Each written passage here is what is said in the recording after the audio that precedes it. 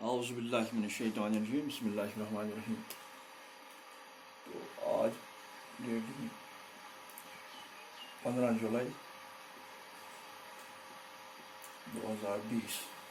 تو گیارہویں جماعت کے طالب علموں، السلام علیکم۔ آج ہمارا موضوع شاد عظیم آبادی کی حالات زندگی اور کلام کی خصوصیت۔ کل ہم نے اس کی پہلی غزل پڑھی، تو آج اس کے ہم حالات زندگی اور کلام کی خصوصیت نظر ڈالیں گے۔ شاد عظیم آبادی۔ آپ کا پورا نام سید علی محمد تھا اور تخلص شاد۔ تو آپ کا پورا نام سید علی محمد تھا اور تخلص شاد۔ آپ کے والد کا نام سید عباس مرزا تھا۔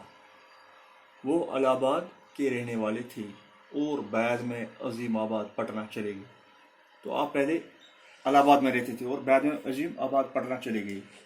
آپ پٹنہ میں ہی 1846 عیسوی میں پیدا ہوئی، یعنی عظیم آبادی پٹنہ میں پیدا ہوئی۔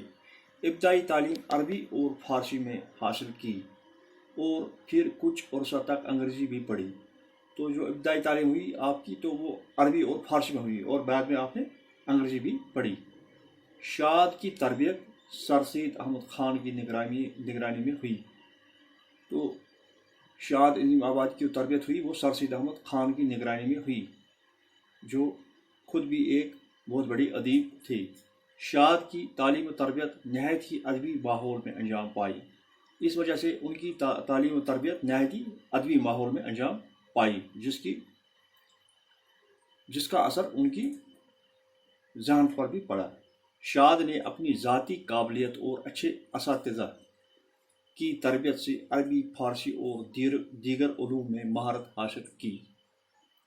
تو اچھے اساتذہ کی تربیت کی وجہ سے آپ نے دیگر علوم میں بھی مہارت حاصل کی، جس کی وجہ سے ان کا شمار دور جدید کے اہل علم شعراء میں ہوتا ہے۔ اس وجہ سے ان کا شمار آج کے دور جدید کے اہل علم شعراء میں ہوتا ہے۔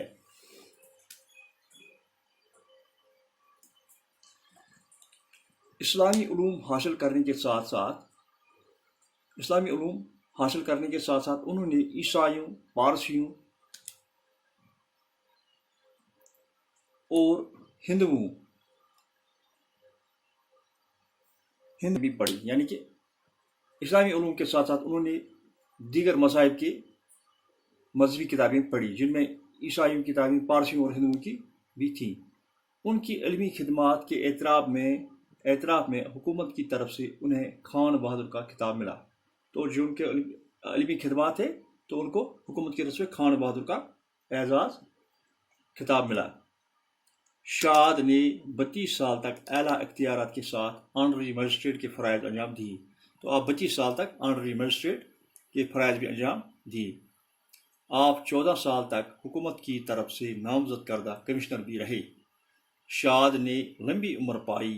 آپ نے 3 جنوری 1927 کو عظیم آباد میں انتقال فرمایا۔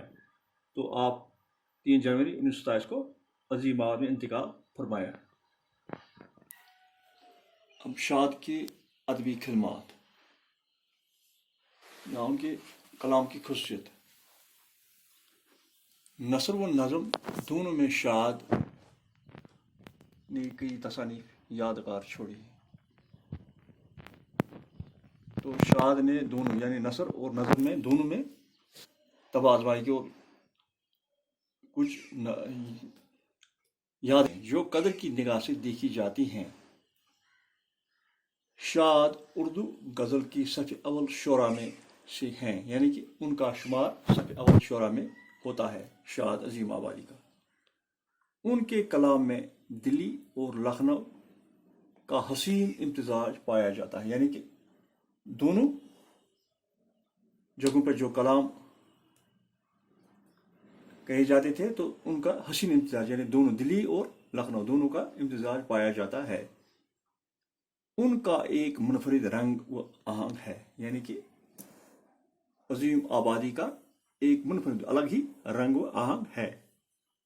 شاد نے کئی اصناف سخن میں طبع آزمائی کی۔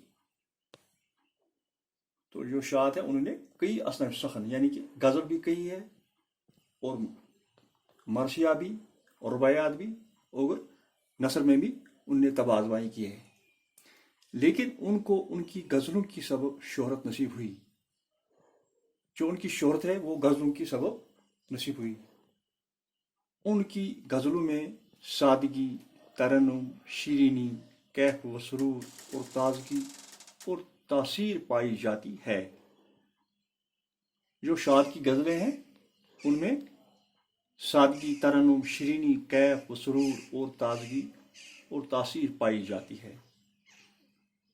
शाद के दौर में गज़ल ने अपनी मकबूलियत खोई थी।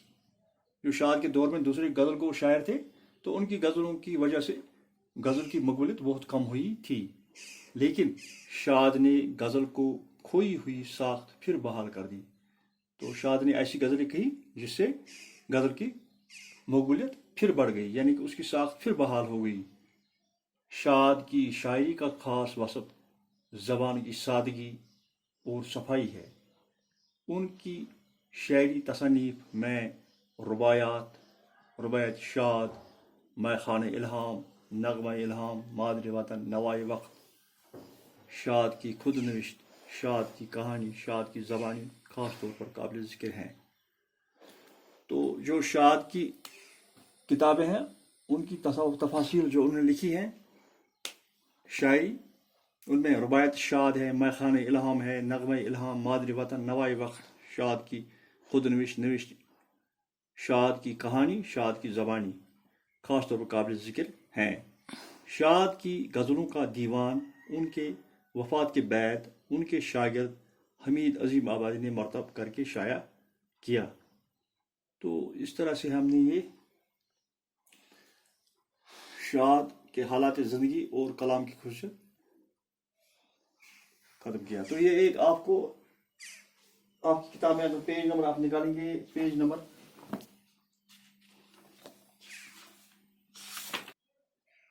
636 137। तो शाद अजीम आबाद की हालात ज़िंदगी और अदबी खिदमत पर नोट लिखिए। तो ये यहाँ इस पर नोट है, तो आप ये इसके बदले लिख सकते हैं नोट। तो इंशाल्लाह ये आपको ज़रूरत के वक्त काम आएगा। तो इंशाल्लाह कल हम दूसरी गज़ल पढ़ेंगे, गज़ल नंबर 2। आज इतना ही। इंशाल्लाह ये नोटबुक पे आप दर्ज करेंगे ये नोट। इंशाल्लाह कल हम दूसरी गज़ल पढ़ेंगे। बाकी वसलाम।